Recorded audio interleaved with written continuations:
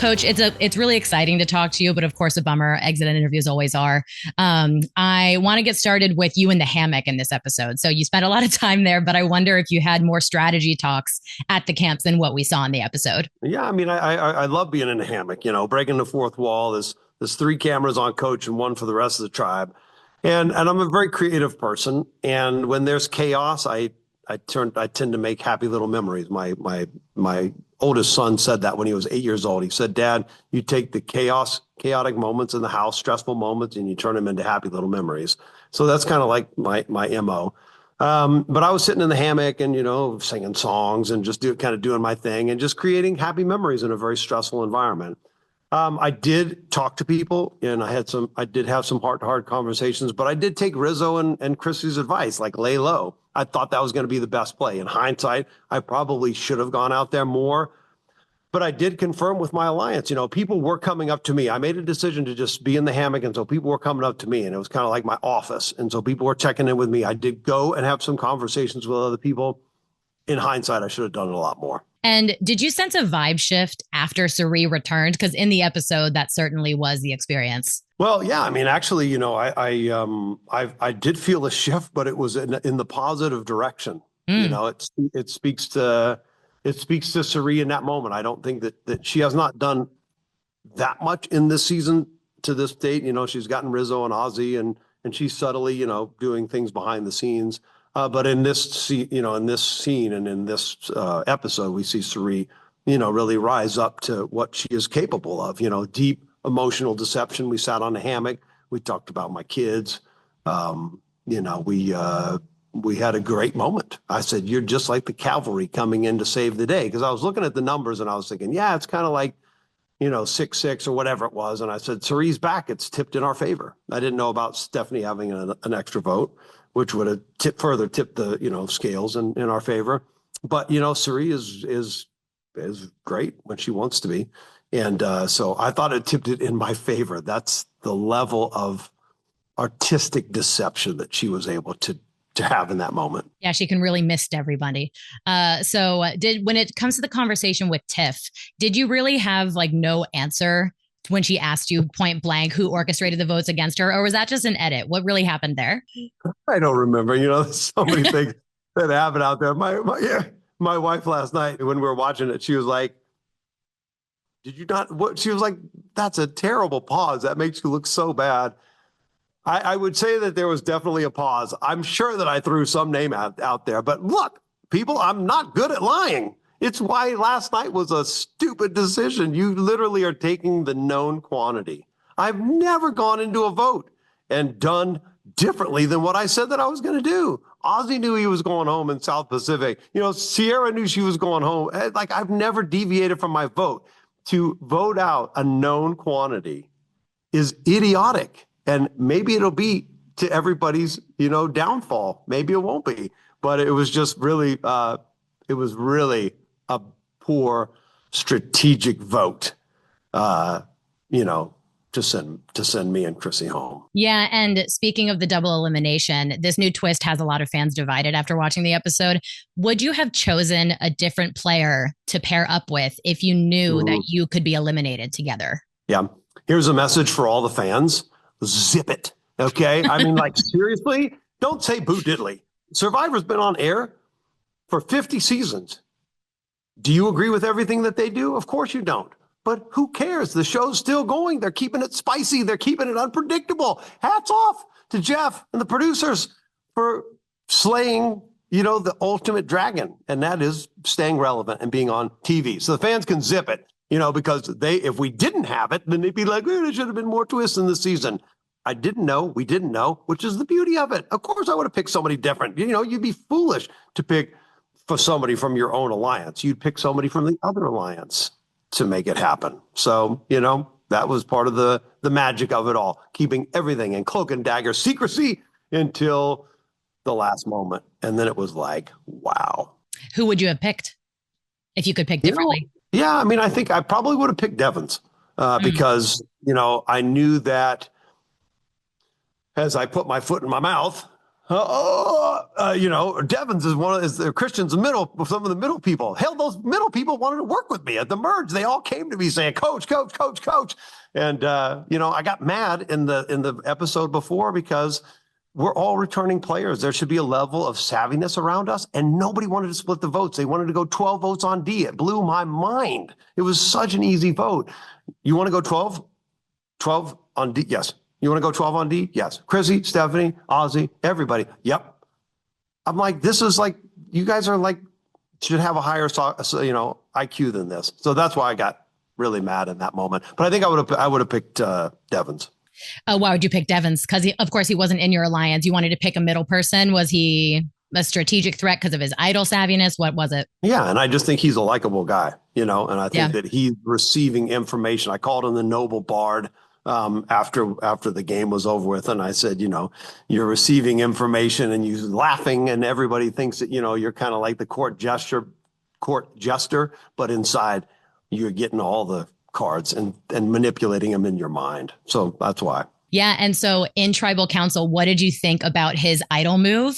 And then what do you think about it now that you've seen the episode and have seen the season leading up to this and know the full context of that trick? I mean, if they had not shown that, then it would have been like, yeah, well, coach sucks and he's out. I mean, at least there's that element of mystique. So when they showed it early on, I was like, oh yeah, it's going to come into play. I knew exactly what they were foreshadowing. And so it was a great move. I think that it skewed things about 10%, right? So let's say we're going into the vote and it's 50-50. Well, him doing that idol now makes it 60-40. If we came into the vote 60-40, percentages that I'm going home, well, that made it 70-30. It became a slam dunk. So I definitely think that it altered the factor of the vote enough so that, see you later, coach. Were you going to play your shot in the dark before that anyway? Or did that move? No. Oh, you weren't. Nope, so that shifted it. Is that what made you do it? It did. And also Jonathan and Stephanie saying, play your shot in the dark. Yeah, that'll do it too. And I took it out of my bag. Okay. Mm-hmm. After the idol, I took it out of my bag. And then Jonathan was like, good. And then I put it back in the bag.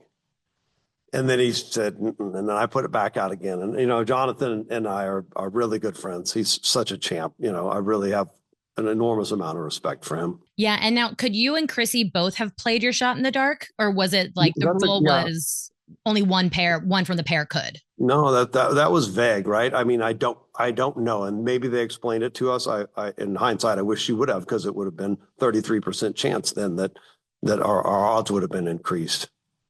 But we didn't really know. It was just, what was presented to us was, if one of you plays your shot in the dark, then you're both safe. But again, we're thinking about the votes, and if it's a close vote, right? If it's like 7-6 vote, we don't want to both lose our shot in the dark. So I can't falter for not playing it. It would have increased our chances, but I can't falter. Yeah, but I mean, the cost is losing your vote. So I do understand it's a gamble for sure.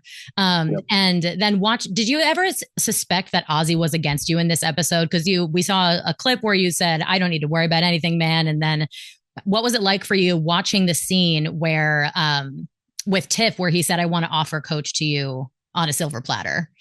Yeah, I mean, like Ozzy and I have never really had a chance to start on the same beach together. And I think that, we're like brothers. We love each other at times. We hate each other at times. Ozzy said the first day, hey, you should have won South Pacific. It was a huge, magnanimous gesture for him to say that, because he was the tipping point in that vote. And so I really did think that we could work together. I'm surprised at how strategic he's playing. I didn't think he played a strategic game at all. But now looking at it, it's like, all right, you know what? Hats off to you. There's not a lot of people that, change. There's not a lot of people that have this progression, that you can see coach 1.0, 2.0, 3.0, 4.0. They're very distinct. Of course, this one, I relapsed back to the Dragon Slayer of old. But, it's, I think that Ozzy look at him. He's doing it. He's being strategic, something that he's never done before. And 100% he duped me. Yeah, for sure. But I mean, we do have this bond. We have this special bond. And we've even said it to ourselves. It's like we never had the chance to start, on the same beach together and fall in love kind of thing, and have that romance. And maybe it would have been in the cards if we'd started on the same beach, even this season. Did you feel like you were really in danger heading into tribal, or did something happen in tribal that made it shift for you? I mean, I thought that it was going to be, I thought that because of the ass that I had made amongst myself the previous vote, I was definitely a target. And so, I was thinking it could be me, but we have the numbers. It could be me, but we have the numbers. And so when Rick jumped up and then everybody started whispering, I was like, oh man, this is not good. Do you think this will be your final season of Survivor? And if so, how do you feel about this being your send off? Yeah, I mean, if you look at me now, I'm 54. I mean, I look, maybe I'm not handsome. I don't look old and haggard. I looked at myself on the episode last night and I'm like, that's a friggin', I said to my family, I was like, that guy looks 65.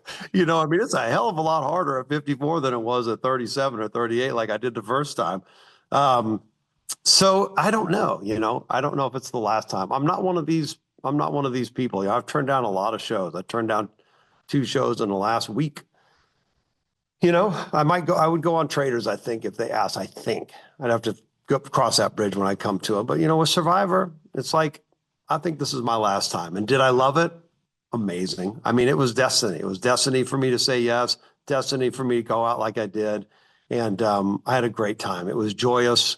It was real. I made mistakes. I own those mistakes.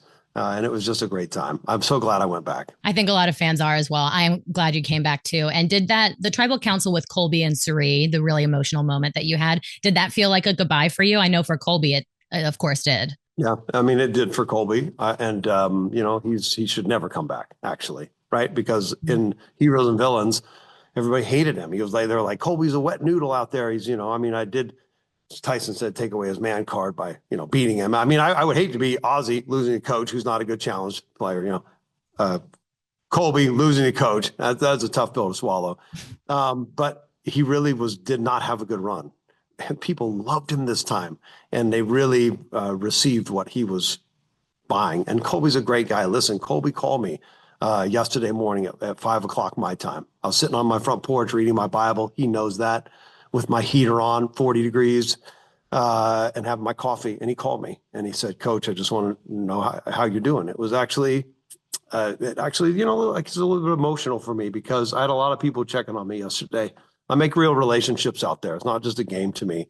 And so many people called me yesterday, Joe and Jonathan and Colby and Stephanie. And, they all reached out to just said, it's a big day for you. It's a heavy day. We're here for you. And, actually, I was just to be transparent with you.